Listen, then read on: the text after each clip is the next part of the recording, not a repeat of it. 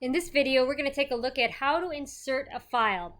So let's say you downloaded one of my files, you thought it would be neater to type on it, or you did an essay and you want to submit the essay to OneNote, wherever you're going to put it.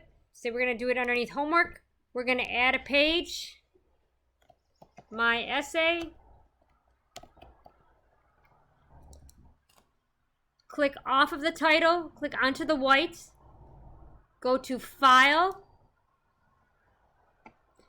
This file is going to open up into your OneDrive. Pick the file, find from where you have it, the file that you need. Let's put this one in. Click Open. Now what you're going to do is you are going to insert as a printout because you want me to be able to read it. So insert as a printout. It's going to convert it to a PDF, and then it's going to have it come down as a printout. Now remember that at this point, if I write on it, it can move. So you want to set this as the background by right-clicking, Set Picture as Background. And now I can go on and I can write on it and give you feedback.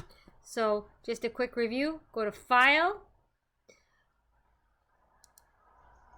which will open up your OneDrive, find the file that you want, click on that file, open, and it will insert it inside here, set as your background.